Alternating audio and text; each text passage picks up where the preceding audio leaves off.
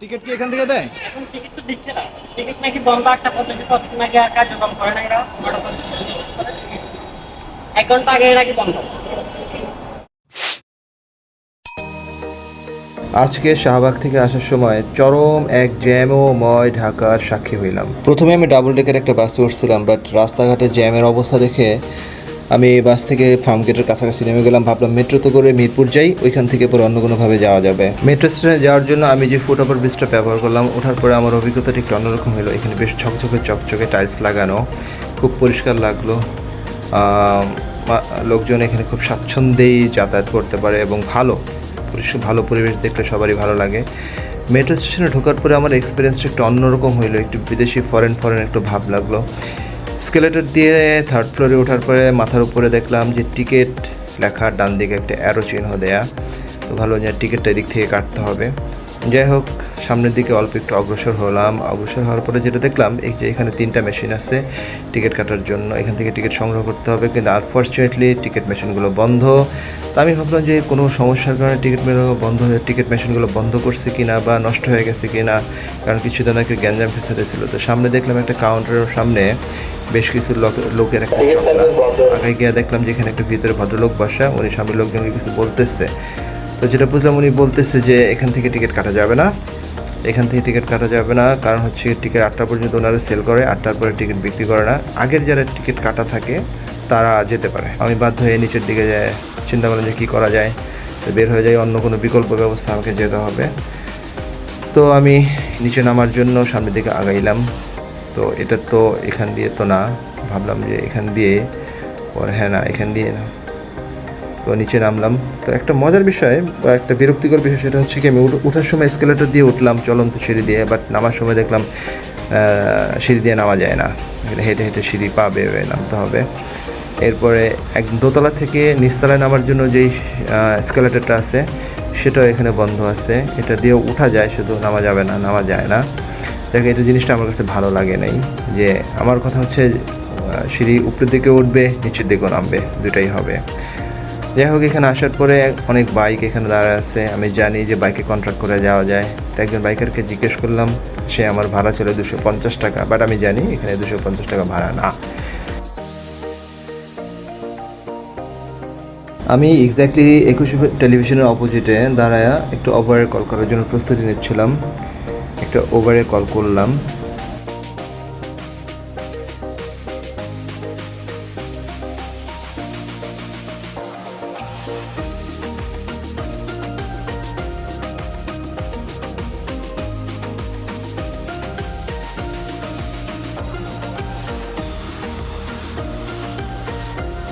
হ্যাঁ, আমার রিকোয়েস্টটা অ্যাকসেপ্ট করে ফেলছে একজন বাইকার।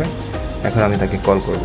তো আমি তাকে কল দিলাম, কথা বললাম আমি ওনাকে যে আমি 21 টেলিভিশনের উল্টা পাশে দাঁড়ানো আছি। তো দাঁড়ায় ভাবতেছি, এই যে বাস, সুন্দর বাস, লোকজন বসে আছে বাসা যাওয়ার জন্য, আমি অনেকক্ষণ ধরে দাঁড়ায় আছি। তো অবশেষে আমার সেই কাঙ্ক্ষিত বাইকার উনি এসে হাজির হলো। আমাকে সিগন্যাল দিল যে উনি। তারপরে আমি গাড়ির দিকে আগায় গেলাম। তো আমাকে একটা হেলমেট পরায় দিল। তো হেলমেট তো পরতেই হবে। হেলমেট, এটা মোটরসাইকেলে রাইড করতে হলে বা রাইড নিলে অবশ্যই হেলমেট পরতে হবে, এটার বিকল্প নাই। নাহলে এটা আইনের লঙ্ঘন, মামলা খেতে হবে, বা এটা ঠিক না, অবশ্যই হেলমেট পরা উচিত। তো এগিয়ে যাচ্ছি।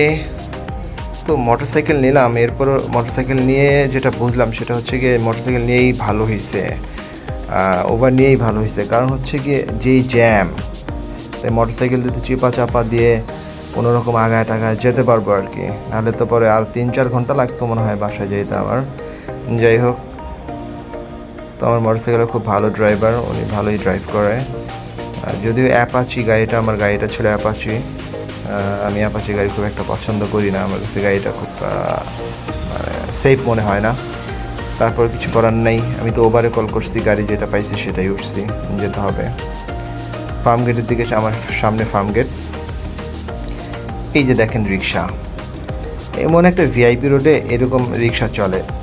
এই আন্দোলনের পর থেকে দেখতেছি ভিআইপির সব রোডগুলো, রিক্সা, অটো, কোনো কিছু আর বাদ নাই। স্বাধীনতা পেয়ে সবাই মাথায় উঠে গেছে। এরপরে ফার্ম গেটটা পার হওয়ার পরে রাস্তাটা একটু ফাঁকা, অনেক সুন্দর লাগতেছে ঢাকা শহরটা দেখতে। লাল নীল বাতি, গাড়ির হেডলাইটের ব্রেকের লাল বাতি, ব্রেক চাপলে লাল বাতি জ্বলে ওঠে।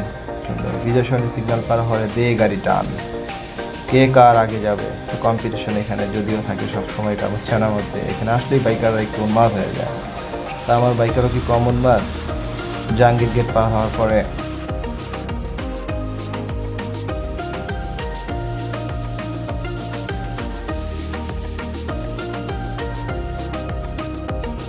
মহাখালীর দিকে এগিয়ে যাচ্ছি। তো আজকের পরিবেশটা অনুসরণ দেখেন, ফার্মগেটের আগে কি পরিমাণ জ্যাম ছিল। শাহবাগ থেকে ফার্মগেট ভয়াবহ জ্যাম ছিল। এখানে আসার পরে কোনো জ্যাম নাই, গাড়ি অনর্গল চলে যাচ্ছে। এমন শহরটা, এমন একটা শহর কেন পাই না? এত জ্যামজট কেন লেগে থাকে আমার মাথায় ঢোকে না। এই জ্যামজটের জন্য কি করা যেতে পারে? কি মানে ব্যবস্থা নিলে এই জ্যামজট থেকে আমরা মুক্ত পাইতে পারি? তো বগর বগর কথাবার্তা বলতে বলতে আমি অলরেডি বনানী পার হয়ে গেছি। এখন বনানী ওভারপাস পার হবে একটু পরে, কয়েক সেকেন্ডের মধ্যে বনানী ওভারপাসে উঠে যাচ্ছি। বনানী ওভারপাস থেকে নেমে যাচ্ছি, আমার বাসার খুব কাছাকাছি আমি চলে আসছি। আর অল্প সময় হয়তো 10 থেকে 15 মিনিটের 12 মিনিটের মধ্যে আমি আমার বাসায় পৌঁছে যাব। অবশেষে কথা হচ্ছে, এই জ্যামজট মুক্ত ঢাকা চাই, এটার জন্য আমাদেরকেই কাজ করতে হবে। আমরা চাই সামহাও যেভাবে হোক ঢাকা শহর থেকে জ্যামজট চিরতরে উধাও হয়ে যাক। আর অবশ্যই যারা বাইক রাইড নেবেন বা রাইড করবেন অবশ্যই হেলমেট ব্যবহার করবেন। উইদাউট হেলমেট কেউ বাইকে উঠবেনও না এবং চালাবেনও না। সত্যিকার অর্থে কি, রাতের ঢাকাটা আসলে অনেক সুন্দর, অনেক সুন্দর, অনেক সুন্দর। এই যে এটা এয়ারপোর্ট রোড, কত জটিল লাগতেছে না? জোস লাগতেছে না? এই জায়গাটা আসলে আমার কাছে মনে হয় আমি দুবাইতে আসছি। But this is Bangladesh. Bangladesh মনে হয় একটা ভ্যান দেখলে রাস্তার মধ্যে, রাস্তাঘাটের ফুটপাথগুলো ভাঙাচোরা থাকে, পরিষ্কার পরিচ্ছন্ন থাকে না, সব কিছু মিলিয়েছিলে। আশা করি বাংলাদেশ কোনো একদিন এরকম, এগুলোও ভালো হবে, এগুলো উন্নত হবে, সব কিছু যথাযথভাবে ব্যবহার হবে। সবচেয়ে বড় কথা হচ্ছে কি, আমরা আমাদের রাষ্ট্রীয় জিনিসগুলোকে প্রপারলি ইউটিলাইজ করতে পারি না। যেদিন প্রপারলি ইউটিলাইজেশন হবে সেদিনই সব কিছু সুন্দর হবে, টেকসই হবে, দীর্ঘস্থায়ী হবে। এটাই সবসময় প্রত্যাশা করি, আমার দেশটা কবে সুন্দর হবে, পরিষ্কার। আমরা প্রত্যেকটা মানুষ, যে আমি যখন এক বোতল পানি খাই গাড়িতে বসে, পানির বোতলটা যেন নিচে ফেলে না দিই, হ্যাঁ, নিজের কাছে রেখে দেই। একটা পরবর্তীতে একটা ডাস্টবিন যেখানে পাবো সেখানে আমি ফেলবো। আশা করছি সবাই ভালো থাকবেন, সুস্থ থাকবেন, নিরাপদে থাকবেন। Thank you.